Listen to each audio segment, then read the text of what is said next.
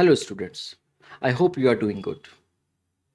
चलिए, हम cell the unit of life जो कि चैप्टर नंबर 8 है, क्लास 11 एनसीईआरटी बायोलॉजी का, इसमें अपने डिस्कशन को आगे बढ़ाते हुए आज की क्लास में हम डिस्कस करेंगे यूकैरियोट्स या यूकैरियोटिक सेल्स को।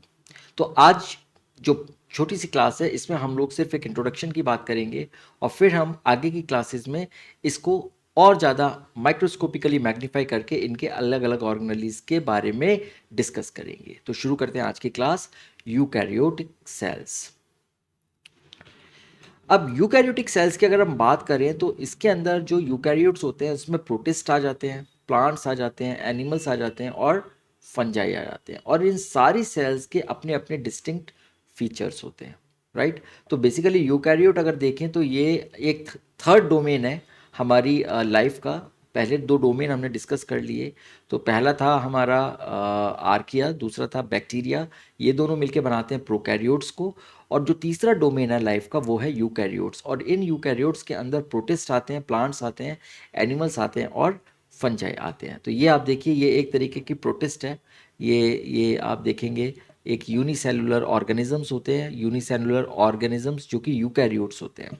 देन ये एक तरीके का एग्जाम्पल है फंजाई का। और यहाँ पर आप देख सकते हैं इसकी स्ट्रक्चर और यहाँ प्रोटिस्ट की स्ट्रक्चर थोड़ा डिफरेंट होती है। और थर्ड है हमारा प्लांट्स। तो प्लांट्स में अगर आप देखें तो हमारे को बहुत अच्छे से डिस्टिंक्ट फीचर्स मिल जाते हैं, जैसे यहाँ पर सेल वॉल होती है और इसके अंदर आपको मिल जाएगा बेसिकली ये क्लोरोप्लास्ट मिल जाएगा। और ये हमारा एनिमल्स है। एनिमल सेल्स में ये दोनों चीज़ें नहीं मिलेंगी, सेल वॉल और क्लोरोप्लास्ट। लेकिन यहाँ पर आपको मिलेगा, वो मिलेगा आपको लाइसोसोम, और वो लाइसोसोम आपको यहाँ नहीं मिलेगा। और साथ में इसके अंदर होता है सेंट्रियोल जो कि यहाँ पर अभी विजिबल नहीं है, वो सेंट्रियोल भी आपको इसमें नहीं मिलेगा। तो अगर आप देखें प्रोटिस्ट में, फंजाई में, प्लांट में और एनिमल में, इन चारों सेल्स को आप ध्यान से देखेंगे तो इनके सबके अपने अपने डिस्टिंक्ट फीचर्स हैं। लेकिन ये सभी के सभी यूकैरियोटिक सेल्स हैं, राइट। यूकैरियोटिक सेल्स है क्योंकि इसके अंदर ट्रू न्यूक्लियस है। यहाँ देखिए, ये न्यूक्लियस यहाँ पर है, इसके अंदर यहाँ न्यूक्लियस मिलेगा आपको, ये आपको इतना बड़ा न्यूक्लियस यहाँ मिलेगा और इसके अंदर यहाँ पर आपको न्यूक्लियस मिलेगा। तो इनकी कुछ प्रॉपर्टीज़ हैं जो कि सिमिलर हैं। तो वो प्रॉपर्टीज़ इनको यूकैरियोट्स के अंदर लेके आती हैं, लेकिन साथ में इनके कुछ फीचर्स या कुछ प्रॉपर्टीज़ ऐसी हैं जो इनको डिफर करती हैं और इनको अलग अलग ग्रुप्स में बांटती हैं। जैसे प्रोटिस्ट अलग हो गया, फंजाई अलग हो गया, प्लांट अलग हो गया और एनिमल अलग हो गया। Now multi cellularity, multi cellularity का मतलब है, अभी तक हमने देखा प्रोकैरियोट्स के केस में देवर यूनिसेलुलर ऑर्गेनिजम्स, वो एक सेल एक ऑर्गेनिज्म थी या एक ऑर्गेनिज्म एक सेल था। लेकिन यहाँ पर मल्टी सेलुलरिटी है, एक ऑर्गेनिज्म बहुत सारी सेल से मिलके बना होता है और साथ में सेक्सुअल रिप्रोडक्शन। ये दो चीज़ें यूकैरियोट्स के अंदर यूनिक होती हैं जो कि वहाँ प्रोकैरियोट्स के अंदर हमको देखने को नहीं मिली। उसके अलावा ये जो सेल्स होती हैं प्रोकैरियोट्स के कंपैरिजन में ये लार्ज होती हैं और ज़्यादा कॉम्प्लेक्स होती हैं। तो ये they are larger and more complex cells as compare to the prokaryotic cells. Then there is an extensive compartmentalization of cytoplasm. इनके अंदर क्या होता है कि ये अगर आप देखें, ये साइटोप्लाज्म है और इन सब साइटोप्लाज्म के अंदर हाईली हाईली कंपार्टमेंटलाइजेशन है, यानी साइटोप्लाज्म को अलग अलग कंपार्टमेंट्स में बांट दिया गया है through the presence of membrane bound organelles. तो यहाँ पर आपको मेम्ब्रेन बाउंड ऑर्गेनेलीज मिलेंगे, वो यूकैरियोट्स के अंदर ही मिलेंगे, आपको वो प्रोकैरियोट्स के अंदर नहीं मिलेंगे। तो आप देखिए, ये न्यूक्लियस आपको मिलेगा, ये भी मेम्ब्रेन बाउंड होता है, राइट। क्लोरोप्लास्ट हो गया, ये मेम्ब्रेन बाउंड होता है। माइटोकॉन्ड्रिया हो गया, ये मेम्ब्रेन बाउंड होता है। गोल्जी एपरेटस मेम्ब्रेन बाउंड है। एंडोप्लाज्मिक रेटिकुलम मेम्ब्रेन बाउंड है, राइट। और अगर आप यहाँ पर देखेंगे तो ये वैक्यूल्स हैं, ये मेम्ब्रेन बाउंड है। तो इस तरीके से आपको यहाँ पर मेम्ब्रेन बाउंड ऑर्गेनेलीज मिल जाएंगे और वो ऑर्गेनेलीज आपको प्रोकैरियोट्स के अंदर नहीं मिलते।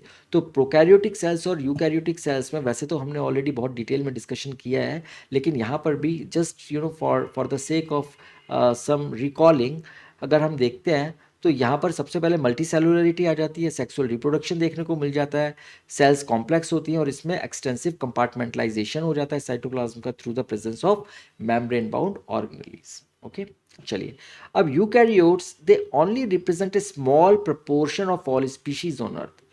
अभी हमने देखा था जो लास्ट क्लास में, तब हमने देखा कि जो बैक्टीरियल सेल्स हैं वो सबसे ज़्यादा डोमिनेट करते हैं इन टर्म्स ऑफ नंबर। लेकिन यूकैरियोट्स क्या है, वो बहुत छोटा प्रपोर्शन है हमारी जितनी भी स्पीशीज़ हैं हमारे अर्थ के ऊपर। लेकिन उनका जो टोटल बायोमास है, राइट। बायोमास क्या हो गया, बायोलॉजिकल मास जो है उनका वो लगभग प्रोकैरियोट्स के बराबर ही होता है। Why? Because of their large size.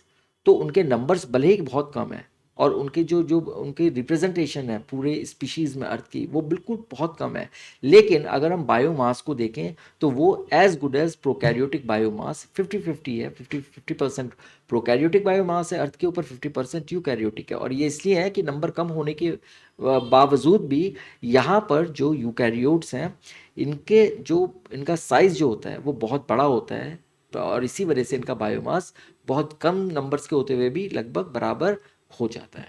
ठीक है, चलिए। उसके अलावा they have an organize nucleus with a nuclear envelope. तो अगर आप यहाँ पर देखेंगे पूरा आपको यहाँ पर न्यूक्लियस दिखाई देगा और ये लिमिटेड है बाय न्यूक्लियर एनवलप से। यहाँ पर आप देखेंगे ये न्यूक्लियस है, इसके अंदर भी आपको न्यूक्लियर एनवलप दिखाई देगा चारों तरफ। यहाँ पर भी आप देखेंगे ये न्यूक्लियस है और न्यूक्लियस के चारों तरफ आपको न्यूक्लियर एनवलप दिखाई देगा। तो ये ऑर्गेनाइज न्यूक्लियस होता है। ये चीज़ आपको वहाँ प्रोकैरियोट में नहीं थी, वहाँ पर न्यूक्लियोइड था इफ़ यू रिमेंबर। तो वहाँ न्यूक्लियोइड था जो कि एक डार्क एंड रीजन था और जिसके अंदर एक सिंगल सर्कुलर क्रोमोसोम पड़ा हुआ था। Then genetic material is organize into chromosomes. और यहाँ पर जो ये क्रोमोसोम्स होते हैं ये क्रोमोसोम्स हमारे बहुत ही they are not circular, rather they are the linear. ये लंबे लंबे क्रोमोसोम्स होते हैं, थ्रेड लाइक स्ट्रक्चर्स होती हैं। और वहाँ पर एक क्रोमोसोम था, यहाँ पर इनकी नंबर्स वेरी करते हैं, किसी में कम होते हैं किसी में ज़्यादा होते हैं। अब ह्यूमंस के केस में हमारे अंदर 46 क्रोमोसोम्स होते हैं, right, 23 pairs. And then they have a variety of complex locomotory and cytoskeletal structures जो उसमें एब्सेंट थी। वहाँ पर अगर देखा जाए तो एक लोकोमोशन के नाम पर वहाँ पर एक फ्लैजिला था जो कि मोटाइल सेल्स के अंदर था, लेकिन यहाँ पर लोकोमोटरी एंड साइटोस्केलेटल स्ट्रक्चर्स होती हैं जो कि इन सेल्स को चलाने के लिए, इनके मूवमेंट में बहुत इंपॉर्टेंट रोल प्ले करती हैं, राइट। तो ये यूकैरियोटिक सेल्स का ये एक स्लाइड है जो कि फीचर्स के बारे में और साथ में ही एक कंपैरेटिव एनालिसिस है प्रोकैरियोट्स के लिए जो वहाँ पर नहीं है, लेकिन ये यहाँ यूकैरियोट्स के अंदर ये फीचर्स प्रेजेंट है। अब अगर हम देखें ये हमारी एनिमल और प्लांट सेल्स हैं। अगर हम देखें आप चारों तरफ आप नज़र दौड़ाएं तो आपको इतने फंजाई और इतने आपको प्रोटिस्ट नज़र नहीं आएंगे क्योंकि वो बहुत छोटे होते हैं, माइक्रोस्कोप होते हैं। एक्सेप्ट कहीं पर आपको बारिश के मौसम में मशरूम्स नज़र आ जाएंगे या एज ए फंजाई, या आपको जो आपके घर में ब्रेड या कोई ऐसी चीज़ पड़ी होगी जो काफ़ी टाइम से रॉट कर रही है, वहाँ पर आपको कुछ फंजाई देखने को मिल जाएगा। लेकिन अगर आप अपने चारों तरफ नज़र दौड़ाएंगे तो आपको या तो एनिमल्स नज़र आएंगे, आपको प्लांट्स नज़र आएंगे, राइट। तो ये इनकी प्लांट्स और एनिमल सेल्स की कंपेरिजन है। और यहाँ आप अगर देखें तो ये एनिमल सेल है हमारी, ये हमारी प्लांट सेल है। एनिमल सेल के अंदर जैसे अभी हमने देखा यहाँ पर हमारे को लाइसोसोम मिल जाएगा, राइट। इसके अलावा यहाँ पर ये सेंट्रियोल मिल जाएगा। यहाँ पर कुछ माइक्रोविलाई हैं जो कि स्पेशल सेल्स के ऊपर होते हैं, जैसे इंटेस्टिनल सेल्स होती हैं वहाँ होते हैं, ओके। और ये जो चीज़ें हैं ये चीज़ें हमारे एनिमल्स की एनिमल स्पेसिफिक मानी जाती है, या एनिमल स्पेसिफिक होती है। लेकिन अगर आप प्लांट्स में देखेंगे तो प्लांट्स के अंदर आपको क्लोरोप्लास्ट मिल जाएगा। ये क्लोरोप्लास्ट आपको यहाँ एनिमल्स में नहीं मिलेंगे एक्सेप्ट फॉर सम यूग्नोइड्स जो कि आपको प्रोटिस्ट के अंदर मिलते हैं, और यहाँ पर वो भी एनिमल्स नहीं है, राइट। ये क्लोरोप्लास्ट है यहाँ पर। इसके अलावा आपको जो यहाँ मिलेगा देखने के लिए ये वैक्यूल मिलेगी। ये बहुत बड़ी वैक्यूल होती है, और अगर हम वैक्यूल की बात करें तो हम इसको बोलते हैं परमानेंट वैक्यूल। और ये क्या करती है, ये एक तरीके का स्ट्रक्चरल सपोर्ट देती है। It is a balloon like structure जो कि कम होती रहती है थोड़ा सा और ज़्यादा होती रहती है डिपेंडिंग ऑन कि इसके अंदर कितना ऑस्मोसिस हो रहा है। तो ये एक तरीके का स्ट्रक्चरल सपोर्ट देती है, मिनरल्स और न्यूट्रिएंट्स को स्टोर करती है, और इसका जो अंदर का कंटेंट होता है उसको हम लोग बोलते हैं सेल सैप। क्या बोलते हैं उसको? Cell sap. तो ये क्या करती है, ये सेल का टर्गर प्रेशर को मेंटेन करती है अगेंस्ट द सेल वॉल, और जिसकी वजह से क्या होता है कि ये जो हमारी सेल है वो नॉर्मल कंडीशन में दिखाई देती है। एनिमल्स के अंदर वेसिकल्स टेम्परेरी हो सकती है बट परमानेंट नहीं होती है, और वो कोई स्ट्रक्चरल सपोर्ट नहीं देती हैं, राइट। तो वेसिकल्स तो होती हैं इसमें भी लेकिन वो टेम्परेरी होती हैं, लेकिन परमानेंट वेसिकल जो हमेशा आपको देखने को मिलेगी वो आपको प्लांट्स के केस में देखने के लिए मिलेगी, ओके। चलिए, तो ये आपका मेन चीज़ है क्लोरोप्लास्ट है। और जो सेल एक इसका जो फीचर होता है वो होता है आपका सेल वॉल। तो आपको ये बाहर आपको ये सेल वॉल नज़र आएगी, ये सेल वॉल आपको एनिमल के केस में दिखाई नहीं देगी। तो ये दोनों का कंपैरिजन है एनिमल एंड प्लांट सेल्स का। अब हम बात करते हैं सेल ऑर्गेनलीज की। क्या होते हैं cell organelles? So cell organelles को हम लोग बोलते हैं little organs of the cells, यानी सेल्स के अंदर जो छोटे छोटे ऑर्गन्स होते हैं और वो अलग अलग काम करते हैं हम उनको बोलते हैं ऑर्गेनलीज। तो सेल के अंदर के ऑर्गन्स का नाम है organelles. So basically they are the intracellular structures, यानी कि ऐसी स्ट्रक्चर जो कि सेल के अंदर होती है, हम उनको बोलते हैं intracellular. So intracellular structures that perform specific functions in cells analogous to the functions of organs in the body. तो जिस तरीके से हमारी बॉडी के अंदर अलग अलग ऑर्गन्स होते हैं, फॉर एग्जाम्पल हमारे अंदर जो किडनीज होती हैं उनका काम होता है एक्सक्रीशन करना, लंग्स का काम होता है गैशियस एक्सचेंज करना, राइट। कनेक्टिव टिश्यू है हमारा ब्लड, लिवर का काम है हमारा एक तरीके से डिटॉक्सिफिकेशन करना और डाइजेशन में हेल्प करना। तो हमारा ब्रेन का काम है वो हमारी पूरी एक्टिविटीज़ को कोऑर्डिनेट करता है, राइट। नर्व सेंटर है हमारा। तो हमारे अंदर जो ऑर्गन्स है, इसी तरीके से हर एक सेल के अंदर स्पेसिफिक छोटे छोटे लिटिल ऑर्गन्स होते हैं जिनको हम लोग बोलते हैं ऑर्गेनलीज, और वो भी कुछ स्पेसिफिक फंक्शंस करते हैं सेल के, और इसीलिए उनके डिस्टिंक्ट फंक्शंस होते हैं, राइट। तो हम ये सेल ऑर्गेनलीज की जब भी बात करते हैं तो आप समझ जाइए कि these are the specific small organs of the cell which have their own specific function which are useful for the cell. चलिए, so all cells including prokaryotes and eukaryotes, they have cell membrane surrounding the cell, but only eukaryotes have internal membrane bound different compartments, और जिसको हम लोग बोलते हैं membrane bound organelles। तो आपने अभी भी देखा, जब हमने पिछली स्लाइड में हम डिस्कस कर रहे थे कि जो हमारी सेल्स होती हैं, सेल्स के अंदर यूकैरियोट्स के अंदर ही सिर्फ ऑर्गेनलीज होते हैं, वो प्रोकैरियोट्स के अंदर नहीं होते। तो ये जो ऑर्गेनलीज हैं, most of the organelles they are membrane bound, ये बिल्कुल मेम्ब्रेन से बंधे हुए होते हैं, मेम्ब्रेन के अंदर होते हैं, मेम्ब्रेन इनकी लिमिट होती है। लेकिन जो प्रोकैरियोट्स होते हैं उसके अंदर भी सेल मेम्ब्रेन आपको मिलेगी, लेकिन वो सिर्फ और सिर्फ सेल को सराउंड करेगी, उसके अंदर किसी ऑर्गेनली को वो सराउंड नहीं करती। देन अब क्वेश्चन ये है कि why was cell compartmentalization required, ऐसा क्यों हुआ कि भाई नेचर को या इवोल्यूशन में यूकैरियोट्स को डेवलप होना पड़ा और उनके अंदर सेल कंपार्टमेंटलाइजेशन को इवॉल्व होना पड़ा। बैक्टीरियल सेल से भी काम चल सकता था। नाउ ड्यूरिंग इवोल्यूशनरी कोर्स, जब हमारा इवोल्यूशन हो रहा था तो सेल्स क्या हो रही थी ना, वो स्लोली स्लोली ज़्यादा से ज़्यादा कॉम्प्लेक्स हो रही थी। इनिशियली तो वो बहुत ही सिंपल सेल्स थी, लेकिन धीरे धीरे इवॉल्व होने के टाइम पे वो कॉम्प्लेक्स होना शुरू हो गई और उनके अंदर स्पेसिफिक फंक्शंस डेवलप होना शुरू हो गए। ये हम बात कर रहे हैं जब यूकैरियोट्स जस्ट बनने को थे या बन रहे थे। Now specific functions need specific enzymes. अब आप जानते हैं कि जो भी स्पेसिफिक फंक्शन होगा उसको करने के लिए कैटालिसिस की ज़रूरत पड़ेगी, और वो हमारा कैटलिस्ट क्या है, एंजाइम्स है। तो वो हमको चाहिए स्पेसिफिक। अब वो स्पेसिफिक एंजाइम्स हमको चाहिए, फिर हमको स्पेसिफिक सबस्ट्रेट्स चाहिए। तो अब स्पेसिफिक एंजाइम्स और स्पेसिफिक सबस्ट्रेट्स को अगर आप एक पूरे एक साइटोप्लाज्म के अंदर फैला दें, ये एक तो इनकी कॉपीज कम होंगी, नंबर कम होंगे एंजाइम्स के, क्योंकि ये बहुत स्पेसिफिक होंगे। और अगर ये आप इनको साइटोप्लाज्म में ऐसे छोड़ दें तो उसका सबस्ट्रेट कहीं और मिलेगा और आपका एंजाइम कहीं और मिलेगा, और वो कब मिलेंगे, कब उनका वो होगा, वो चांस पे डिपेंड है। तो वो रिएक्शन होने के चांस बहुत कम हो जाएंगे। तो इसीलिए उनको लिमिट करने के लिए, क्योंकि रिएक्टेंट्स और एंजाइम्स को एक स्पेस चाहिए होता है जहाँ पर वो उनका इंटरेक्शन बहुत ईजी हो जाए, इसीलिए इवोल्यूशन में इनको इस तरीके के कंपार्टमेंटलाइजेशन की ज़रूरत पड़ी, ताकि स्पेसिफिक फंक्शंस को करने वाले स्पेसिफिक एंजाइम्स और स्पेसिफिक सबस्ट्रेट्स और स्पेसिफिक रिएक्टेंट्स वो सभी आसानी से एक ही जगह पर मिल जाएं और वो इधर उधर ना बिखरे रहें, इधर उधर स्कैटर्ड ना रहें। ठीक है।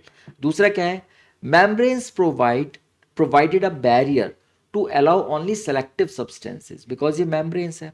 अब ये selectively permeable है, selectively permeable मैं आपको कई बार बता चुका हूँ, लेकिन फिर से they allow only specific molecules to pass through them freely या easily और with the help of the transporters। तो ये जो barrier की तरह ये काम करती हैं और ये हर एक molecule को अंदर नहीं आने देती। तो उससे क्या है कि बहुत ही सेलेक्टिव सब्सटेंसेस जाते हैं ऑर्गेनलीज के अंदर जो साइटोप्लाज्म से जाते हैं, और वो उन्हीं मेम्ब्रेन्स उन्हीं को आने देती हैं जिनकी ज़रूरत उस पर्टिकुलर ऑर्गेनली में होती है। जिस पर्टिकुलर चीज़ की ज़रूरत ऑर्गेनली में नहीं होती और वो साइटोप्लाज्म के अंदर है, तो वो उसके अंदर नहीं जाएगा, वो उसको अलाउ नहीं करेंगे।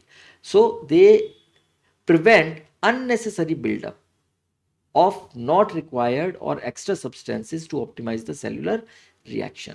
तो इस तरीके से मेम्ब्रेन ने क्या कर दिया केवल उन्हीं सब्सटेंसेस को जाने के अलाउ करा जिसकी ज़रूरत उस ऑर्गेनली के अंदर है। जिसकी ज़रूरत उस ऑर्गेनली के अंदर नहीं है उसको उसने रोक दिया, या फिर अगर उसके ऑर्गेनली के अंदर कुछ एक्स्ट्रा बिल्डअप हो गया, कुछ एक्स्ट्रा सब्सटेंस बन गया, तो उसने उसको बाहर निकालने का काम कर दिया ताकि वो ऑर्गेनली पर एक लोड ना पड़े। तो इसलिए हम लोगों को यहाँ पर इवोल्यूशन के टाइम पर इस कंपार्टमेंटलाइजेशन की ज़रूरत पड़ी, और ये इसका एक एडवांटेज है। Then compartments can maintain different pH for specific reactions. अब ये जो कंपार्टमेंट्स होते हैं भाई, अलग अलग कंपार्टमेंट्स में अलग अलग पीएच के अकॉर्डिंग एंजाइम्स काम करते हैं। कि एंजाइम्स पीएच के अकॉर्डिंग काम करते हैं। अगर हम बात करते हैं एक एग्जांपल, फॉर एग्जांपल लाइजोसोम्स की, तो लाइजोसोम्स के अंदर एसिड हाइड्रोलेजेस होते हैं, और वो ये एंजाइम्स होते हैं जो कि एसिडिक पीएच में काम करते हैं, और जिनका काम होता है वो किसी भी फूड को या फिर किसी पैथोजन को, जो भी उसके अंदर का कंटेंट होता है या कोई वॉर्न आउट ऑर्गेनली होता है, वो उसको डिग्रेड कर देता है, उसको ख़त्म कर देता है। तो वो जो एंजाइम्स होते हैं एसिड हाइड्रोलेजेस, वो सिर्फ और सिर्फ एक पर्टिकुलर एसिडिक पीएच पर ही काम करते हैं, और साइटोप्लाज्म में तो एसिडिक पीएच होता नहीं है। तो उस पीएच को मेंटेन करने के लिए वो स्पेसिफिक जो बैग बन गए, वो बैग किस लिए बने? मेम्ब्रेन की वजह से बने।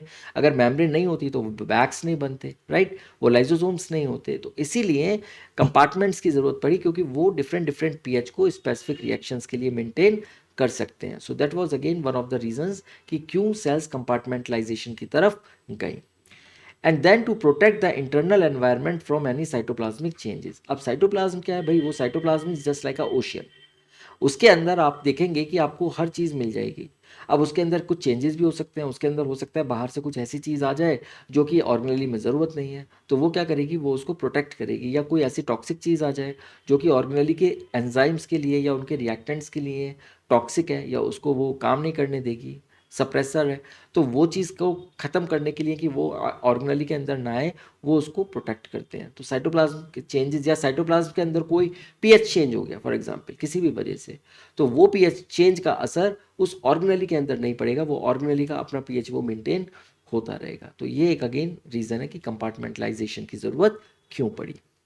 ओके, नाउ अब हम बात करते हैं सेल ऑर्गेनलीज और उनके कंपोनेंट्स क्या क्या होते हैं, और जो हम डिटेल में डिस्कस करेंगे। हम डिस्कस करेंगे सेल मेम्ब्रेन्स के बारे में, हम डिस्कस करेंगे सेल वॉल के बारे में, हम डिस्कस करेंगे एंडो मेम्ब्रेन सिस्टम के बारे में। अब एंडो मेम्ब्रेन सिस्टम होता है हमारा endoplasmic reticulum, Golgi apparatus, lysosomes और वैक्यूल्स का बना हुआ। इनकी कोऑर्डिनेटेड एक्टिविटीज़ होती हैं, जिसकी वजह से हम इनको एक ग्रुप में डाल देते हैं, जिसको हम बोलते हैं एंडो मेम्ब्रेन सिस्टम।